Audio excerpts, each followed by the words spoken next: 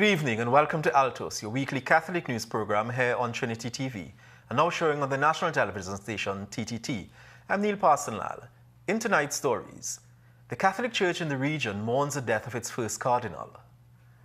The Catholic Church commemorated the solemnity of the body and blood of Christ on Thursday. There were celebrations across the Archdiocese. We have a report from the recent ordination of Father Jonathan Steele. We visit a parish that organized a time of reflection during the 33-day journey to Eucharistic glory. And faithful are being encouraged to make time to sit before Jesus in the Blessed Sacrament. We highlight 3 adoration chapels. And later, we speak with Darian Narain of the Catholic Commission for Social Justice on Indian Arrival Day and the Catholic Church. And now for this week's top story. The Catholic Church in the region is plunged into mourning as its first cardinal, His Eminence Cardinal Kelvin Felix, died on Thursday. He was 91. Cardinal Felix was the first cardinal from the Antilles Episcopal Conference, which comprises the bishops of the English, Dutch, and French-speaking Caribbean territories. He underwent his priestly formation at the Regional Seminary of St. John Vianney and the Ugandan Martyrs at Mount St. Benedict, and was ordained a priest on April 8, 1956 in Dominica. He was the first local diocesan priest and the first priest to be ordained in Dominica. Cardinal Felix was consecrated as the Archbishop of Castries St. Lucia on October 5, 1981, and served as the president of the Antilles Episcopal Conference from 1991 to 1997, and the Caribbean Conference of Churches from 1981 to 1986. Cardinal Felix retired in 2008 as Archbishop of Castries St. Lucia and returned to his homeland Dominica. Pope Francis made him a cardinal in February 2014. He spent his last moments in St. Lucia. Details of his funeral arrangements will be revealed in the coming days. May he rest in peace. The Eucharist is the source and summit of the Catholic faith. Across the length and breadth of Trinidad and Tobago, Catholic faithful brave the showery periods to publicly witness to their faith. From Port of Spain to Arima, from Cuba to Sangre Grande, from San Fernando to Scarborough and other communities, the entire country was once again blessed by the presence of Jesus in the Blessed Sacrament. Here are some of the scenes from the solemn processions. Alive, alive, forevermore. My Jesus is alive, alive, forevermore. Eternal Father, I offer you the body and blood, soul and divinity. Risen in the morning, risen in the noontime.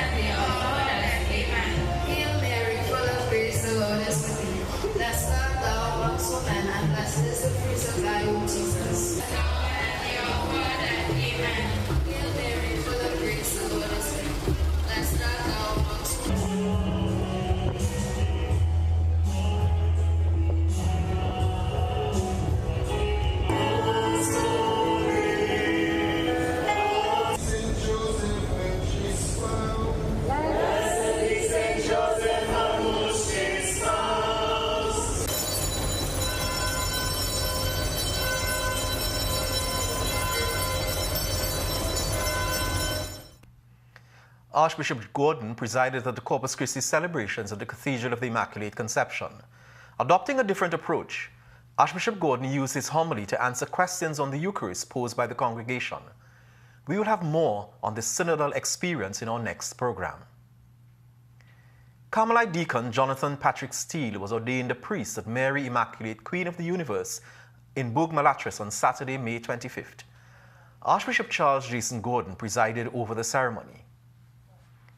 In an interview with the Catholic News in 2022, when Father Steele had professed his final vows at the National Shrine of Our Lady of Mount Carmel in New York, he said he had made his decision to join the Carmelite order, as in his research, he realized that Carmelite spirituality resonated with his own spirituality. His call had been cemented prior to this when Father Trevor Nathersingh had preached about the need for priests. He grew up in the charismatic People of Praise and said much of his formation was there and in his home parish at Santa Rosa, Arima. Looking back, he said he saw the many ways the Carmelite saints and Our Lady had been journeying with him. At his priestly ordination, Archbishop reminded him of the important role he now has. Our Altos correspondent Kaylan Jordan has more in this story. St. John sorroweth, pray for us. The Archbishop underscored that a priest's responsibility goes beyond that of a telegraph officer who merely delivers a message and leaves. Rather, the priest is called to personify the message itself. He reminded the deacon that God has bestowed the Holy Spirit as his constant companion in the ministry of reconciliation. Moreover, he grants them the gift of forgiveness, underscoring their role as ministers of reconciliation. And what is a priest if he is not a minister of reconciliation? What is a priest? As a deacon, you can already baptize. If you had the civil papers, you could do marriages. As a deacon, there are already many things in ministry you can do. But what you can't do,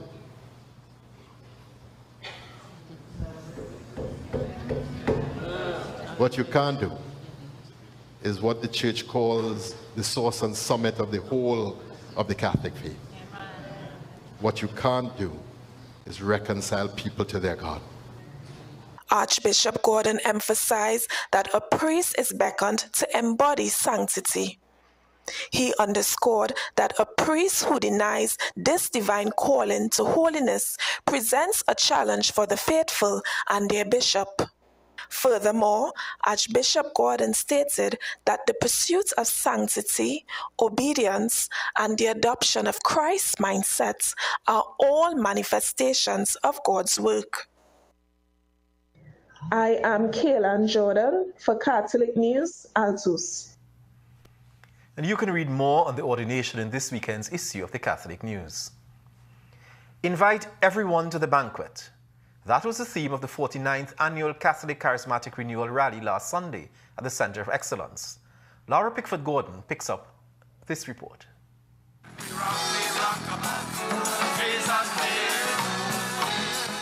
There's a harshness in the society which has now become part of the Catholic Church. It is a problem that is concerning for Archbishop Charles Jason Gordon. This harshness with which we are treating each other is not just in the church, it's in the whole of society.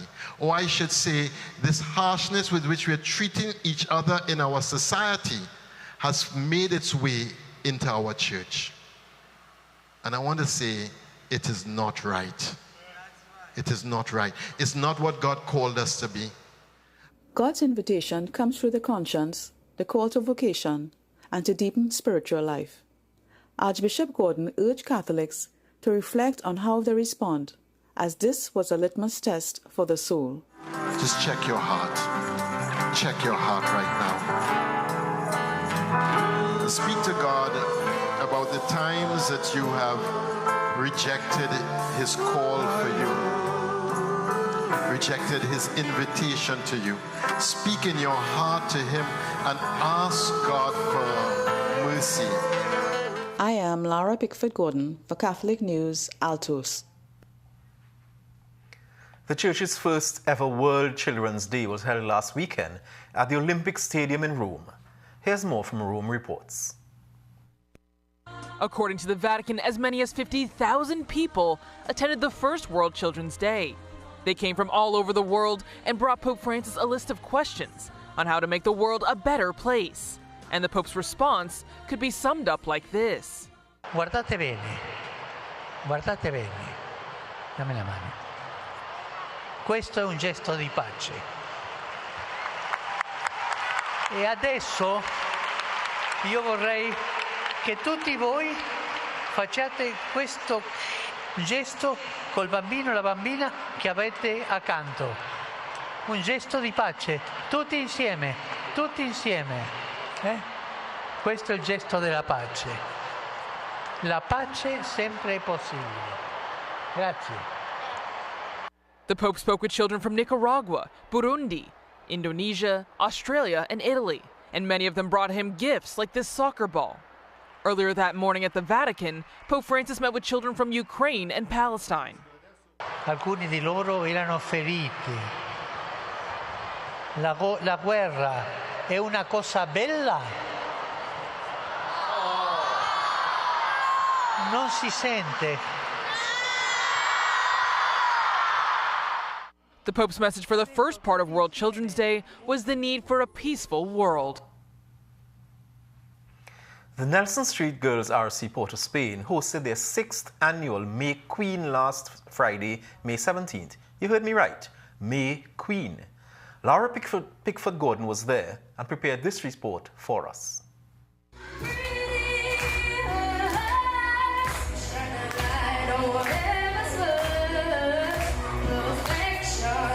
Six competitors from the standards 3 to 5 classes crossed the stage, earning points for public speaking, talent display, and sports and formal wear.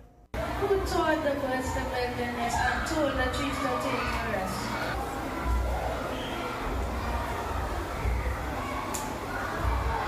There's a road to stay for you in the dark.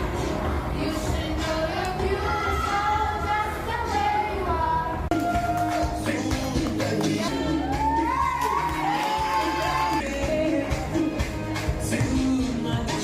The show allows children to explore their varied talents. They will find their aptitudes, they will think of what they like, they will become confident, they will become resilient, and I think most importantly, they might learn to live with criticism, because that is so important in today's world. We must be able to deflect the arrows. Joy Alexander earned the most points and was crowned May Queen 2024.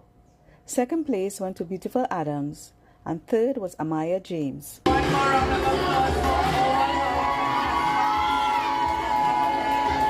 I am Laura Pickford Gordon for Catholic News, Altos. We congratulate all the young ladies. The Archdiocese ended its 33-day journey to Eucharistic glory on the Feast of Corpus Christi. Dominican priest Father Jesse Mengo, who led the call for the 33 days, visited a few parishes across the island. Our Catholic News Altos team captured him at St. Teresa's RC in Barataria on Tuesday, May 28th for a Eucharistic healing service with visiting priest Father Ignatius Schweitzer. Cameraman Dale Sidenu shares some highlights of that visit. Everything is about the celebration of the Eucharist. It's the heartbeat of the church. It's who the church is. The church is born again and grows in time and space every time the Mass is celebrated. Yes, we come hungering for the Lord tonight, but we also hunger for a Eucharistic Lord on behalf of others who've forgotten about their hunger for God. Your Christian life, the spiritual life, growing in the spiritual life, ultimately is about the fulfillment of all desire. We have a God-shaped hole in our heart. Every human being does, and we ache for God. We hunger for Him. So we stand also in on behalf of all those who have forgotten their hunger for God. We want this Eucharistic revival to touch not just us, but the whole country, the whole world.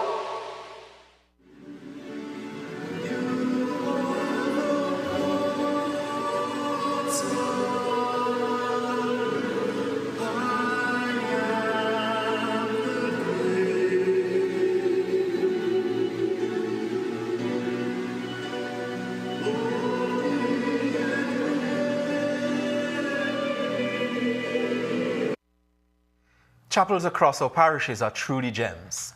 Each chapel has a unique character built up through years of devotion. The Catholic News Altos team visited 3 chapels, and we have more. Eucharistic adoration was started at St. Finbarr's in 1990 on one Monday per month. It took place in the sacristy, but moved to the church as interest grew, the hours were extended. The Altar Society room was refurbished, and on March 18, 1996, a chapel opened which was blessed by Archbishop Gordon Anthony Panton. Through fundraising, a new chapel was constructed and perpetual adoration started in 2013. At a certain point, it was decided to give the sacrament its own space, and chapel is built as we know it here today. It's fairly active. It usually at least has about 5-6 people in the chapel at any given time. It's also open 24 hours a day. There's usually at least one person here with the host at any given time. Visitors to adoration chapels lay their burdens down and in the silence commune with God. There are many testimonies of healing. When I was ill and I came there and I shed my tears, I really felt the Lord listen. And that started my journey of coming back after Mass, before Mass, or times during the day, and spending a little time with the Lord. And I felt good, and I used to come, and I do come, when I'm not feeling well. And I think I get my healing from there. And also when I'm troubled, I get consolation. I feel the burdens being lifted. The Adoration Chapel in Arima was formerly used as a storeroom by the church's floral decorators. A committee comprising Eucharistic ministers raised funds to repurpose the space, and the Adoration Chapel opened in 2004. Try to come every day, yes. As I said, there's a sense of peace for me, right, where I could come and totally surrender, and talk to God.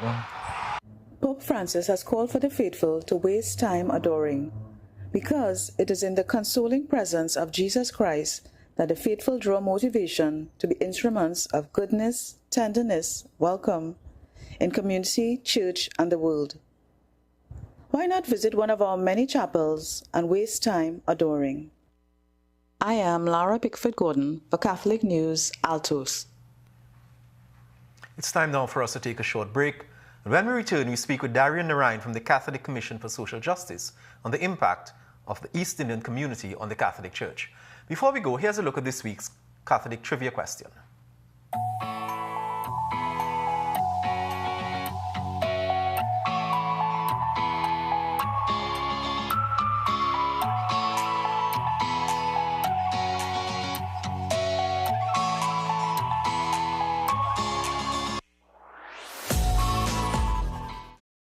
Thanks very much for staying with us. It's been 179 years since the Fatal Razak landed on the shores of Trinidad, bringing with it hundreds of East Indian indentured immigrants to supplement the shortage of labor on the sugar plantations. In 1994, then Prime Minister Patrick Manning declared May 30th a public holiday, naming it Arrival Day. 2 years later, in 1996, Trinidad and Tobago's first East Indian and Hindu Prime Minister, Basdev Pandey, renamed the holiday Indian Arrival Day. But what has been the impact of East Indians on the Catholic Church in Trinidad and Tobago? Here to chat with us a bit about that is Darian Narayan from the Catholic Commission of Social Justice. Darian, welcome to the set. Thanks so much for having me, Neil. It's great to be here. Fantastic to be here on Altos. Thanks. Very exciting program you have here as well. So thanks for having me. It's great to have you here. Tell us, what has been the impact? We know that there's a lot of in terms of the East Indian community, but what has been the impact of that 179-year-old journey on the Catholic Church in Trinidad and Tobago? Neil, so I want to start with a little bit of a story here. Sure. I remember when I was 6 years old, I would go down to south to the parish of Siparia. Right. And there's a big festivity down there called La Divina Pastora. 6 years old. And I would go with my grandmother. We had family down in Siparia, so they were part of the Siparia parish. Very much active, very much engaged. And I remember going there and sitting in the festivity. And something interesting would happen at 6 years old. So a child, very impressionable. And you would hear bhajans being sung amongst our Catholic music, hymns. our hymns, and then you'd hear the prayers, the Catholic prayers going on there while there are rituals taking place as well. And there was a communal effort there as well, where we saw people coming together, inclusivity happening, and a certain level of religious syncretism. And I was just so amazed and so taken aback by that, and that left a lasting impression on me. And I just thought to myself, I said, wow, look at this. Look around within this space and see how much great things are happening here.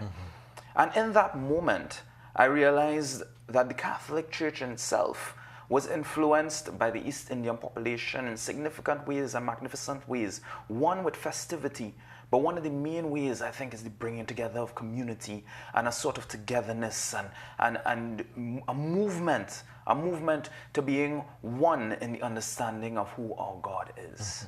And I remember many years ago in the Catholic hymnal, we actually had the bhajans, Christian bhajans incorporated into our Catholic hymnal. But apart from the music, what else, how has the East Indian community impacted the Catholic Church? So the music integrates with the festivity, but a big part of the music as well is also the instruments. So I just wanted to speak about that. The tabla, the harmonium is sometimes integrated into some of the songs that we sing within the church and how we sing as well. But aside from that, we see even in the leadership of the church, there are a lot of East Indians who have taken up leadership within the church in all different spheres and different parts as well.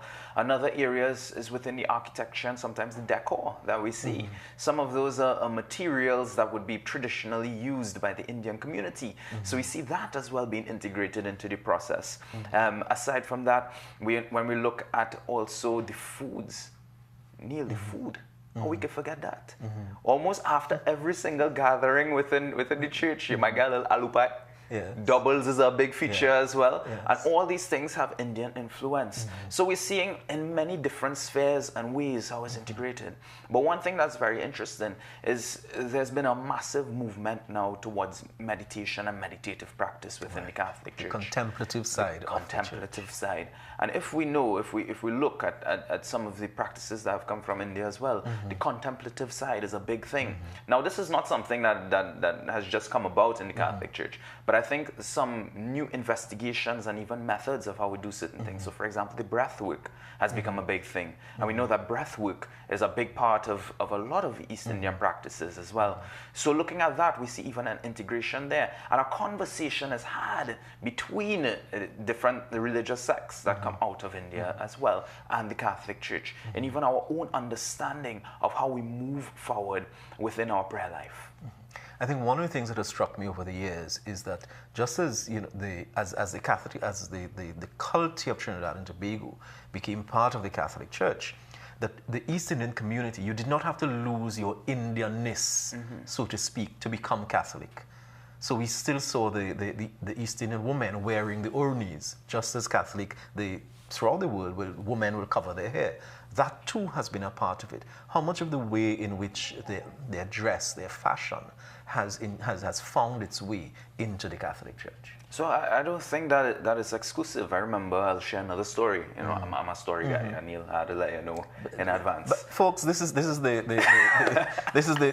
Hollywood bachelor, or the Bollywood bachelor that we're speaking with here. But that's a different story. So let's continue. For sure. So I remember going to my sister's confirmation actually, and I was her sponsor for her confirmation. And I was fully in a kurta, going to that confirmation process and being her sponsor and all of that. And I walked in there, and that was my dress. That was my style of dress that I chose for that day. I said, "Oh, this looks good. I like the style. I think it matches everything that's happening here." So you see people not shying away from that, but wearing their cultural garb and their cultural dress. And this is not only limited to the Indian community. I mean, in the African community as well, when you watch for emancipation, you'd see them come out, especially if it falls on the same day and coincides with a mass. So it's not something exclusive. I think that this happens straight throughout, and that's the beauty of the Catholic Church. It's about the integration of all these different people into one space and one place. You know how beautiful that is. No, fantastic. But I'm sitting here. Your name is Narayan. Your surname is Narayan. Yes. My name is Parson Lal. Yes. Both distinctively in the East Indian names, and yet still we are very much part of the Catholic Church. Yes. The whole question of how people in Trinidad and Tobago have been allowed, or the church allows that inclusivity of the church to bring everyone into the church is something I think that we here in Trinidad and Tobago might be unique for. What are your thoughts? Well, when we look at sometimes even the call generally out of Vatican, Pope Francis, he talks about this understanding, this reaching out to different cultures, to different sects, different places, to have those conversations, to bridge the gap. That is a big call by Pope Francis. I remember, so I work in the AMMR, Archdiocesan Ministry for Migrants and Refugees, and he had a big call in 2018 to integrate, welcome, and promote migrants and refugees. So the Catholic ethos in and of itself is one in which we call for the integration and understanding and the bridging of the gaps and the conversation generally. I just think that Trinidad and Tobago, supporting your point now, is a place where we see it happening so actively and happening so seamlessly at times as well. But I think it's important, and I have to drive home this point, that we continue to have the conversations. Sometimes one of the things that I've been noticing is that sometimes social media could cause division.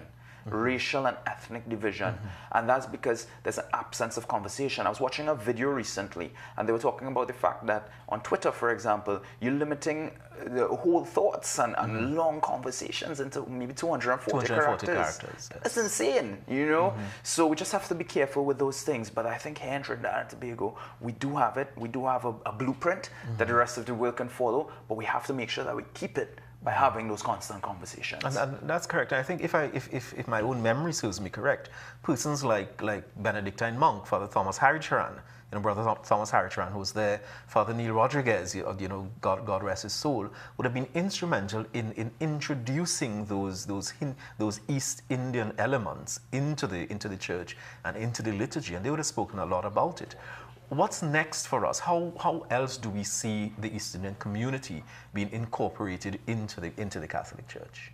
I think that is an excellent question, but the what's next, I think, is already here. You know, we're seeing it happening, we're seeing it occurring, and I think we're moving in the right direction with regards to that. Even our Archbishop now, he continues to call for the integration of different people, for the conversations to continue, and for us to look at new and different ways of having our individual expressions within the church and how we carry about ourselves, with, of course, the common denominator being that we serve Jesus Christ. So how do we not lose our identity, but connect it rather with each other, just like the cross? So you connect a cross with each other, and then between you and Jesus, you and your God. Yeah. And I think that's a good place for us to bring the conversation to a close. There's a lot more we can talk about that. But one of the ways that clearly the East Indian community is impacting is in the area of culture. And I know that you're part of a show with Reverend Deacon Sheldon Narain. You want to tell us the name of the show? Sure, correct. It's called The Bollywood Bachelor, and it's on June 2nd at Napa. So you can check that out for sure. The Bollywood Bachelor and the Barak Beauty. And the Barak Beauty. Yes, and that's the East Indian element. That's the East Indian element. Give our regards to Deacon Narain. Thanks very much for staying with us. We'll be right back.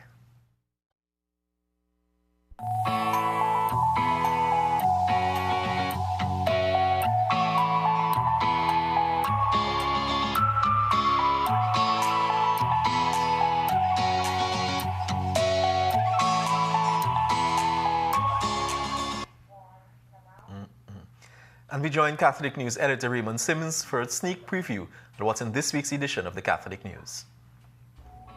In this week's edition of the Catholic News, the Archdiocese will be opening a trauma center. Read the results of a report on trauma in Trinidad and Tobago. And thinking about planting on Corpus Christi, Rihanna Budram in her Green Thumb column gives advice. I am Raymond Sims, editor of the Catholic News. And that brings us to the end of this week's episode of Altos. A reminder that you can send your correspondence to us at altos@catholictt.org. We'll certainly appreciate your feedback. The Archdiocese celebrated the Solemnity of Corpus Christi on Thursday. We end this episode with some more scenes from the celebration of the Solemnity of Corpus Christi at the Mother Church of the Archdiocese, the Cathedral of the Immaculate Conception. Do have a good week, everyone.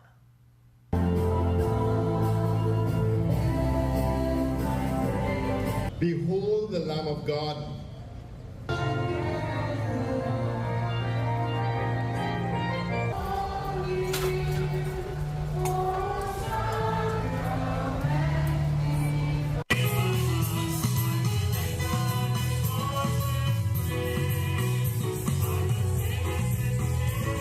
Hail Mary, full of grace, the Lord is with thee. Blessed art thou among women.